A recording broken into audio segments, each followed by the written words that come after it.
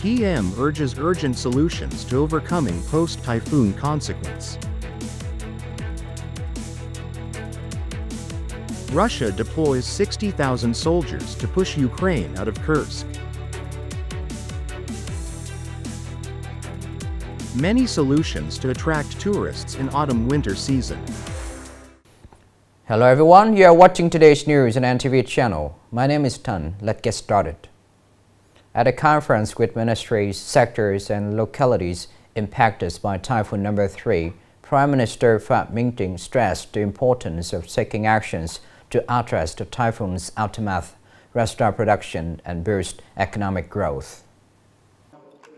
At the conference, Prime Minister Phạm Minh Chính stressed that Typhoon number 3 was a super typhoon with extremely high intensity.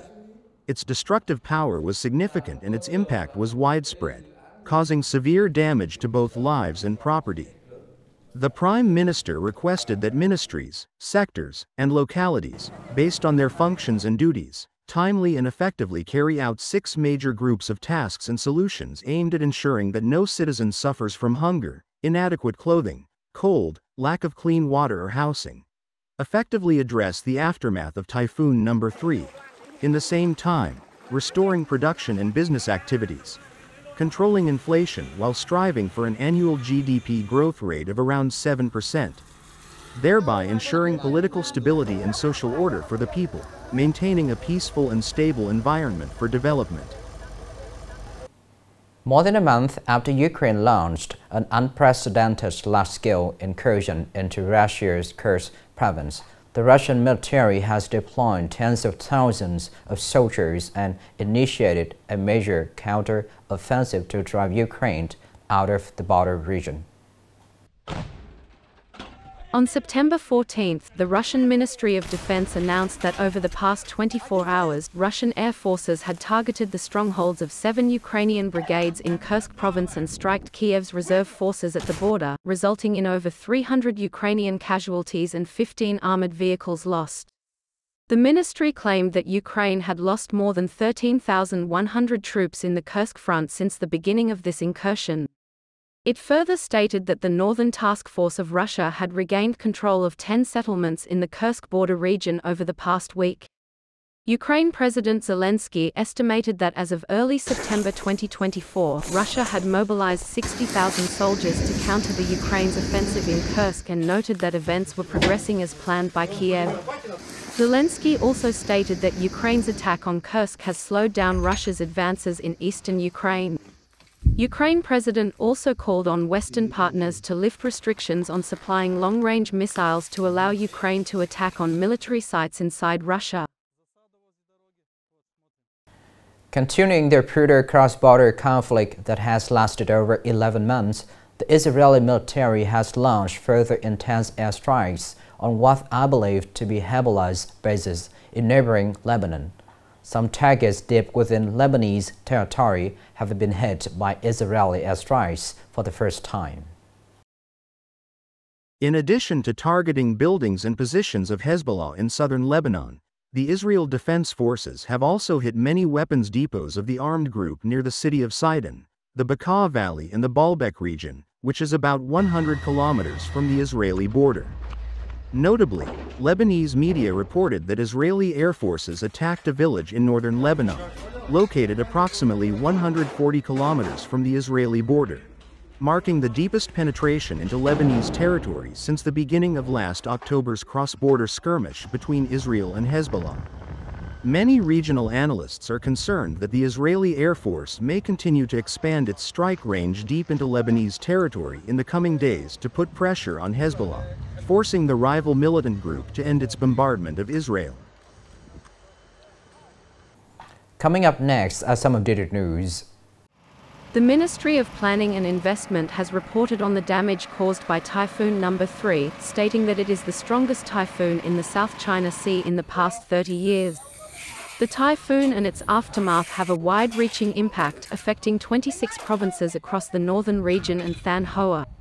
So far, there have been 353 confirmed deaths and missing and about 1,900 people injured.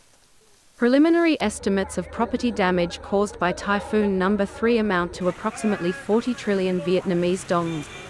The GDP for the entire year may decrease by 0.15% compared to the growth scenario of 6.8 to 7%.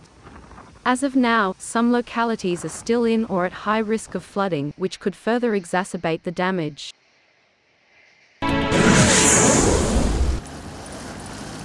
Over 1 trillion Vietnamese dongs donated for victims of Typhoon number 3.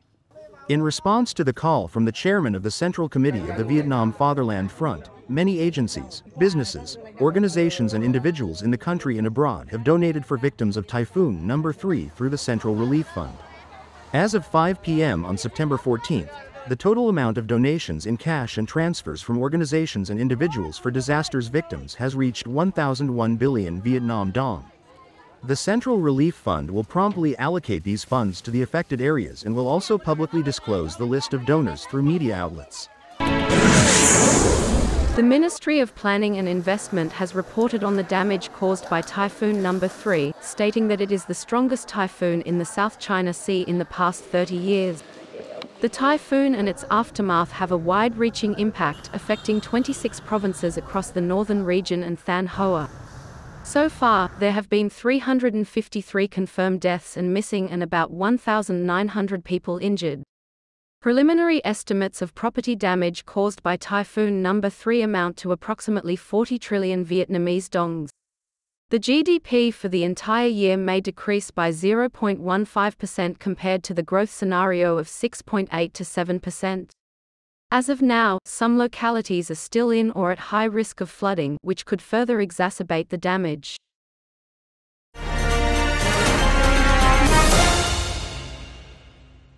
In Nghệ An province, autumn and winter last from September to December. This period is considered the low season for tourism, resulting in a significant decrease in both domestic and international visitors. To reach a target of welcoming 5.5 million visitors in 2024, travel companies have implemented various solutions early on to ensure that Nghệ An's tourism continues to grow impressively.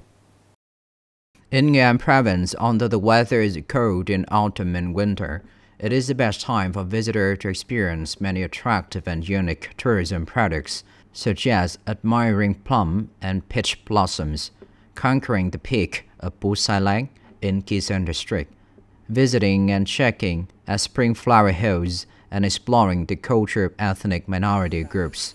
Many tourism businesses are currently taking advantages of this time to invest in upgrading facilities and refreshing tourism products to attract visitors. We have invested in facilities by renewing the landscape and preparing to plant flowers for tourists to check in. After the peak tourist season, we focus on improving what we haven't done to enhance service quality and meet tourists' needs. In addition to investing in facilities, tourism and travel companies in Nghệ An province are actively promoting their services. The Department of Tourism has also issued a plan to only introduce Nghệ An's tourism products for the autumn-winter seasons of 2024. The Department of Tourism has sent survey teams to evaluate fall-winter tourism products and is currently guiding localities and businesses to renew products, improve facilities, human resources, service quality and launch programs to introduce Nghệ An tourism.